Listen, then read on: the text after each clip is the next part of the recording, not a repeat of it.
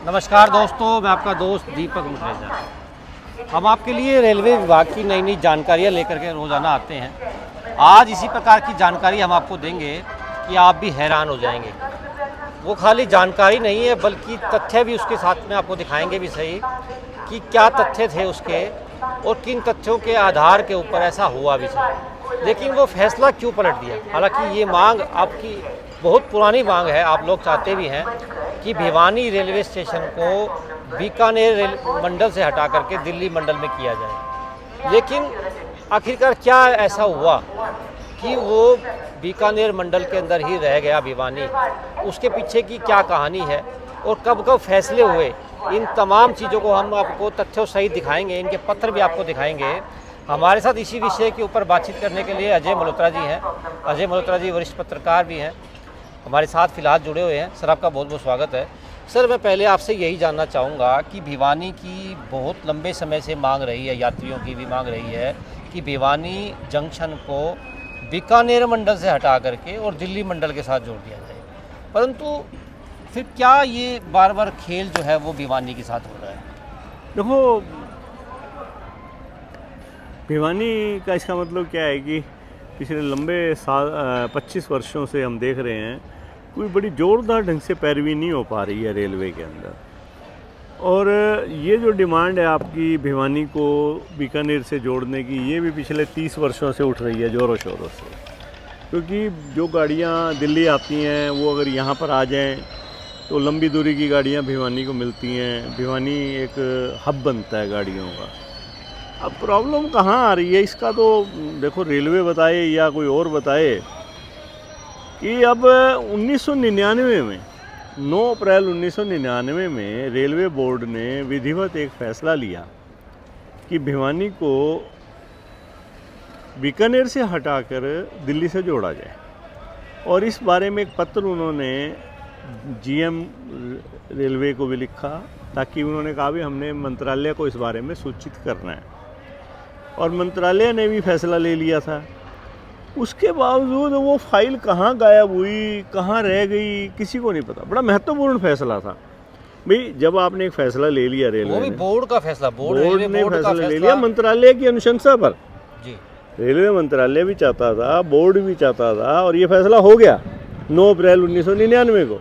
अभी कुछ जो लोग साथी हमारे जो रेलवे भिवानी में रेलवे को लेके बड़े संजीदगी से काम कर रहे हैं, उन्होंने आरटीआई मांगी है। अब भी क्या कारण थे इसके पीछे, भी क्यों ये फैसला होने के बाद रोका गया?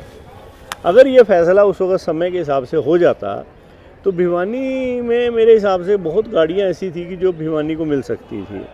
और भिवानी मतलब कि एक रेल के बड़े मानचित्र पर आ जाता, जो अब वंचित है। अब क्या है कि जो गाड़ियाँ उधर से बीकानेर साइड से, उधर से बॉम्बे साइड से आती हैं, वो हिसार जाकर रुक गई हैं, या फिर वो चुरू तक आती हैं, तो भिवानी तक तो कोई आने का वो प्रयास ही नहीं है। इसके पीछे कारण कोई गंभीर तो है भाई। ये जब रुका, जब मांग इतनी ज़ोरों से ज़ोर पकड़ती है और फैसला हो चुका है, और फैसला होके इसको लागू नहीं किया जाता, तो इसके पीछे कोई ना कोई बड़ा गेम है, बड़ा रीज़न जो है इसके अंदर लगता है।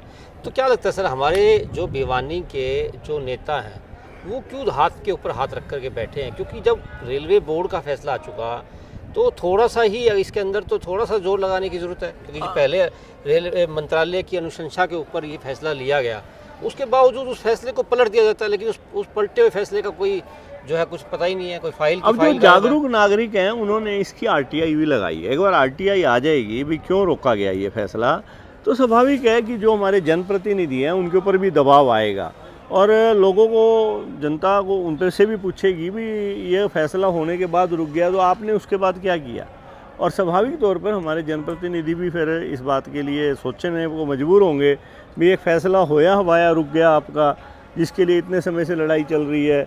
तो वो भी अगर आरटीआई से एक बार आ जाएगा सारा जी, जी, जी। और उसके बाद वो लोग मांग को उठाएंगे, और उसके बाद मेरे को लगता है कि कुछ ना कुछ अब नज़दीक लग रहा है फैसला, कुछ ना कुछ होगा ज़रूर। एक चीज़ और भी सामने आती है सर, जिस प्रकार से कहा जा रहा है कुछ लोगों के द्वारा, जिस प्रकार से बातचीत हुई है, कि उनका कहना ये है कि बीकानेर मंडल ने शायद, अभी शायद शब्द का प्रयोग जो है उन्होंने किया है, कि ये लिख करके दे दिया कि भिवानी जंक्शन से उनको बेनिफिट बहुत ज़्यादा हो रहा है, क्योंकि यहाँ सवारियाँ बहुत ज़्यादा हैं।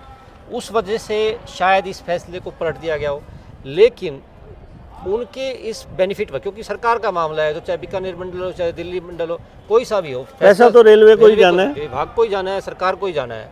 तो उससे मुश्किलें तो भिवानी के लोगों को लिए हैं। देखो अगर ऐसा हुआ है तो बड़ा दुर्भाग्य है भाई। आप देखो, आप यात्रियों की सुविधा को नहीं देख रहे, आप एक अपना जो आपका डिवीज़न है आप उसके पैसों को देख रहे हो।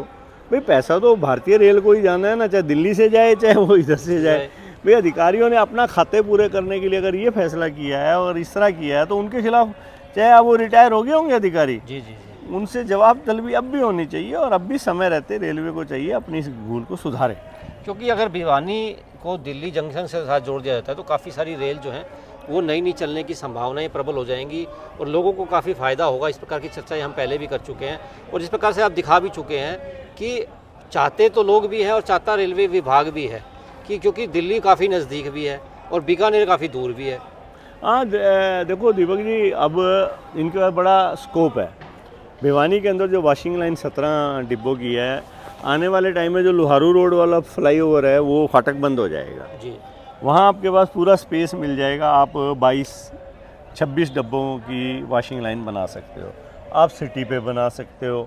और वापस से अगर इधर डिवीज़न आता है, अगर ये दिल्ली डिवीज़न में चला जाता है तो यहाँ फ़ायदा होगा। अब देखो जुमा गाड़ियाँ हैं, अब कालिंदी एक्सप्रेस है आपकी, अब उसको जल्दी दिल्ली तक, हिसार तक किया जा रहा है, ताकि हिसार से वो गाड़ी चलेगी और अब आगे कानपुर के लिए रवाना होएगी, अयोध्या कानपुर के लिए। पहले वो गाड़ी भिवानी से चलती थी, क्योंकि हिसार के अंदर बड़ी वॉशिंग लाइन बन चुकी है। इसी प्रकार एक गाड़ी और, चलो ये तो एक प्लस पॉइंट है, खुशखबरी है।